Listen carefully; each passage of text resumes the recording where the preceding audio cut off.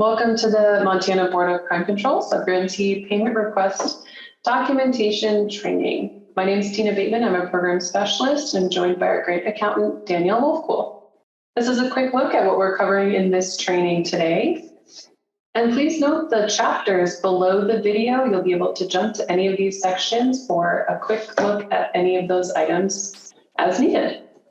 I also want to point out that there's a PDF guide of this training on the MVCC website if you would rather use a handheld document to go through. Who is this training for? All MVCC subgrantees submitting payment requests in AmpliFund. And remember that every grant has unique requirements. And if you see an asterisk next to any of the items, that means we're calling out some areas where it might be specific to a grant that you have. And so to contact your program or fiscal manager for specific details about that item. This is a look at the process for reporting in AmpliFund. We start by inputting our expenses and achievements, create, finalize, and close performance reporting periods, create, finalize, and close our budget reporting period, and then you'll create and submit a payment request. This training focuses only on that first box, inputting expenses, and specifically on the documentation required for each expense. We have training videos on creating your achievements and performance reporting periods, as well as a training on creating your expenses, your budget report, and your payment request. And both those videos can be found on the MVCC website with a PDF guide that goes along. Okay, this is a quick glance at items to remember before you're submitting your expenses. Be sure the documentation is provided for each dollar requested. Ensure expenses are allowable to your grant and allocated appropriately to all of your funding sources. Make sure that all required documentation is attached. We're going to go through all the required documentation today. Make sure to provide justification where necessary. And finally, be sure that the expense occurred within the reporting period. At this point, we're going to move into specifics of each budget category and the required documentation for those. And I'm going to hand it over to Danielle. All right, so the first one we have here is going to be for your personnel and Fringe. And for this, we're going to need some timesheets, and those timesheets must show the actual hours worked and the breakout of hours by funding sources if they're not funded 100% by that grant. And then we're going to need those timesheets to be signed by the employee and supervisors. A lot of timesheets are electronic, so the electronic signatures are acceptable. The other thing we're going to need is we're going to need a payroll summary or ledger detail, and that must include the breakout of payroll, wages, and salary per person, and must include employer-paid fringe benefits. If your budget is broken out to be funded by multiple sources, we do need the fringe percentage to be calculated on employer-paid benefits only. Ensure this does not include employee contributions, taxes, health, etc. So this is an example of some timesheets and what we're looking for. On this example, there's several different funding sources. And you can see we have our it must be signed by the employee and supervisor, the breakout of actual hours, and we have the actual hours worked on this one. And this is another example. So they can look different, but still have the same information on them. So this is an example of a payroll allocation summary, and it should be included with timesheets that do not include allocation by funding sources. And this is an example of a payroll summary or a general ledger, and they include the breakout of payroll, wages, salary per employee, and they include the employer-paid fringe benefits as well. This is another example of a payroll summary or a general ledger. This is an example of an entry into AmpliFund. So you can see here that your payroll and your fringe benefits are entered in separately. Going forward with our grants that were awarded in 2022, budget line items will be consolidated. So this is an example of an AmpliFund entry. Right now, everybody is being broken down by position. So we are going to be changing that in the future with our new grants. So all of your fringe benefits will be in one line item. All your payroll will be in one line item. And you'll be able to see that in your new budget breakdowns. And here's some frequently asked questions that we can take a look at. We do have examples of different timesheets, and you can find them on our website. What if your expenses don't exactly match what was in the budget? And that's okay. A budget is an estimate of expenditures. Payroll percentages are expected to vary each quarter or reporting period, if you're monthly as well. So the important part is to ensure that the amount requested is less than or equal to the amount spent, not more. And how do you generate the required payroll report? In our examples, they were generated out of QuickBooks as a custom payroll summary. If you don't use QuickBooks, work with your bookkeeper, accountant, or one of our staff here to ensure that your report includes the required elements. And do you have to have your line items separated? No, we should have our expenses include the entire reporting period for each line item. So you don't need to separate it out between different pay stubs or paychecks. You can just do it one line item per reporting period and catch all your information there. And can you request payment with quarterly payroll summary? If you submit quarterly payment request, you may include monthly or quarterly payroll summaries. If you submit monthly reports, those need to be monthly. And should health stipends, bonuses be included in fringe or personnel? So both health stipends and bonuses are taxable and should be included in personnel. Health insurance provided by the employer is a fringe benefit. Health stipends and bonuses must be provided to every eligible employee, not just those funded with grants. And then we're going to talk about some travel here. And we're going to make sure that you include receipts for baggage, cars, everything that you have, you need a receipt for. So for the employee reimbursement request, you must show travel hours, departure, arrival, return times to qualify for state meal rates. You need receipts for all miscellaneous expenses. Your mileage documentation from distance calculator on the MDT website. Mileage is paid on a state mileage and per diem rates, regardless of the type of vehicle used. If it's a personal or an entity vehicle. If your travel is out of state, you need to upload the out-of-state travel approval email you received from our staff here at NBCC, and all supporting documentation submitted with the travel request, such as your agenda, the itinerary, to the appropriate and you need to submit those to the appropriate subfolder within your public folder in AmpliFund. For airfare, conference registration, and any refundable travel fees, including hotel, you will not be reimbursed until after the travel has been completed.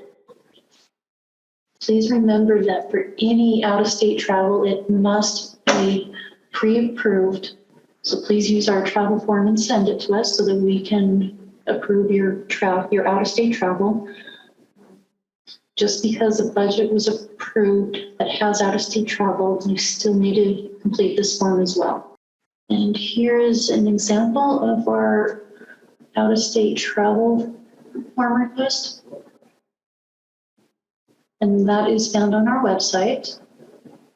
You can go to our website. It's under funding, and then forms, and then travel. And I'm going to hand it back over to Tina, and she'll help us out with these. All right, contracted services, the next item in your budget, if you have them. These services include professional services that benefit an applicant or their clients. Some examples are listed there. Contracts with a licensed therapist, accountant, bookkeeper, or an MOU with a separate entity to complete a scope of work. And just remember that any subgrantee agreements that you might have do not fall under contracted services. We don't have a lot of these. If you think it applies to your program, contact NBCC for a little more information on how to handle those.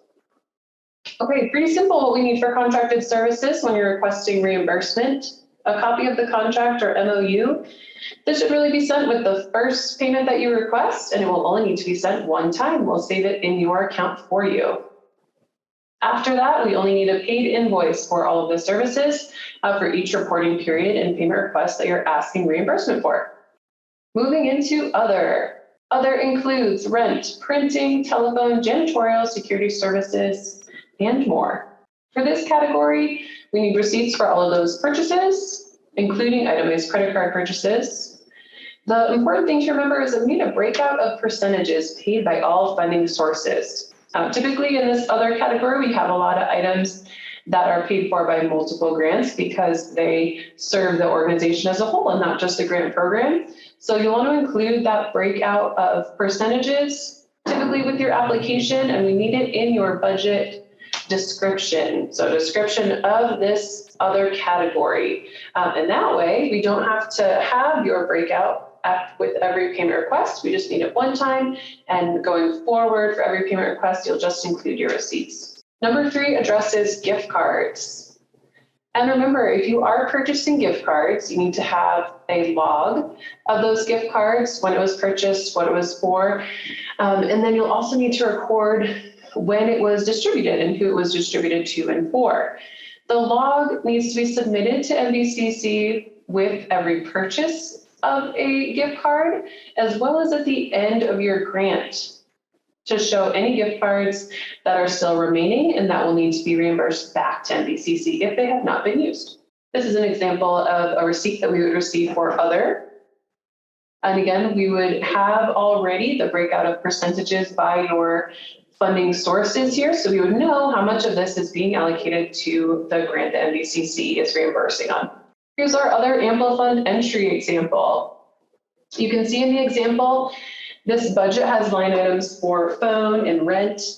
So those are entered on one line per reporting period. As Danielle mentioned, we're working to consolidate those line items to make our budgets cleaner and easier for all of you and for ourselves. So starting with these 2022 grants, budget lines are being consolidated. So for instance, your other category might just be other and include all of the items in there. And then you'll be able to report really easily just one line item with multiple receipts. If you're unsure of how you should be reporting, the first place to check is in your budget and see how many line items you have. The second thing to do would be to contact your NBCC point of contact. And if you are interested in simplifying your budget, please let us know. With older grants, there's a possibility that we can do this. And certainly with new grants, we would love to consolidate and make them really simple before any reporting happens. Now we're going to go over some supplies that you might have. Generally, our supplies include any materials that are expendable or consumed during the project. So these items will be costing less than $5,000 per item. They might be something like books, handheld tape recorders, some of your office supplies, your postage, training material, copy paper, expendable equipment. And these are just a few of the examples. As we all know, the list will go on and on. So what we need for your documentation for your supplies, you will need receipts for all purchases, and these need to be included, including itemized credit card purchases. And we also need your invoices so that we can see the amounts on there. If it's something for like bulk supply, then we might need some written justification if it's something that you don't normally purchase. And it might be something like you have a big mailer going out and you don't normally purchase folders or mail or stamps for all of these things at one time. So maybe you have 500 stamps that are going to need to go out, or you have 500 folders for a big presentation that you're going to be doing. If it's something out of the normal, just include a little description on there for us so we don't have to ask you as many questions and we can get your payment request approved sooner for you. And there's some questions that we get about supplies quite frequently, so we thought we would answer a few of them here for you. So do you need to have a separate expense line for each supply item? No, you can enter all of those supplies in one line per reporting period. Just include all your backup documentation in that line, and you're good to go. How do you know if your purchases are reasonable? Well, does that purchase fit within the program's objectives and grant timeline? If yes, then it's most likely reasonable. Remember, it's also that grant timeline too. So if you buy a subscription for a year, but that subscription doesn't end until after your program does, then we'll just be able to do it for that program time. If your organization has an indirect cost rate, which supplies are eligible for reimbursement?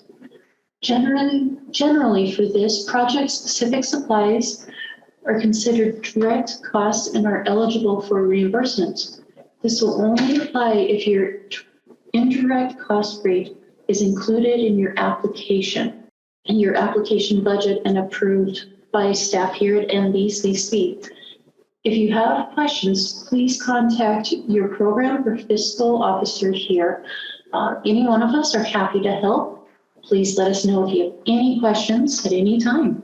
So now we're going to talk a little bit about your equipment. So your equipment is going to be non-expendable items that are to be purchased. We'll have intangible personal property, including information technology systems, having a useful life of more than 1 year, and a per unit acquisition cost, which equals or exceeds the lesser of the capitalization level established by the non-federal entity for fiscal statement purposes, or $5,000. So what documentation do you need for your equipment?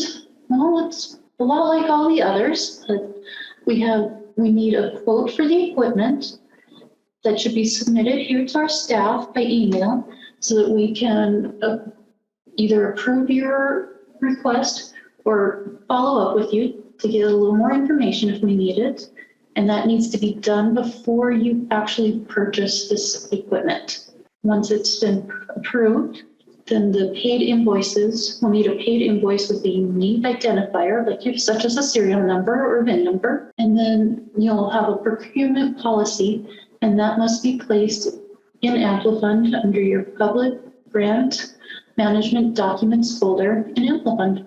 If you have any questions, please let any one of our staff know, and we'll be happy to help you. Awesome. Those are each of our budget categories. Now we're going to go through where to attach all this fabulous documentation.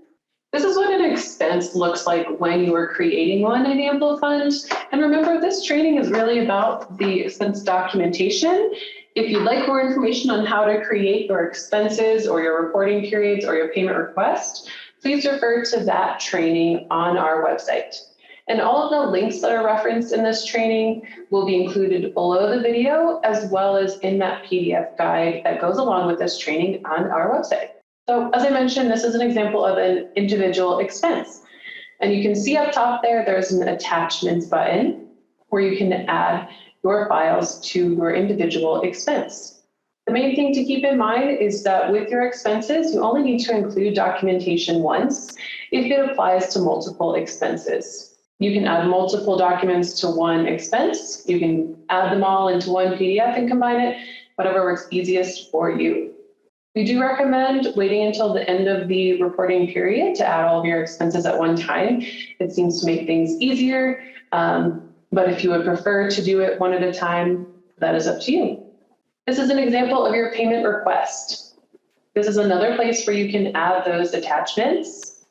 And you can see there in the description box, that's where you would include written justification for some of those items like other and supplies, where we may need a little bit more information about what you're requesting reimbursement for. You can do that in the payment request or in the expense. You'll see there's a description box in both. And keep in mind with your payroll, typically all of those items are included in one payroll allocation or ledger. So you just need to attach that one time for all of your payroll reimbursement. This is a quick glance at the entire process. We covered this earlier in the training. Remember to hit each of these steps before you go ahead and submit that payment request. And then internally, we'll have a financial review of expenses, a programmatic review of your achievements and performance reporting, and then ideally that payment request approval and payment. And if we have any questions about your payment request, you'll hear by email, and you'll also see a notification from AmpliFund from your fiscal representative. Thank you. This concludes the expense documentation training. And remember, those additional training videos and guides are located on the MVCC website. The links referenced in this video are below, as well as in the PDF guide.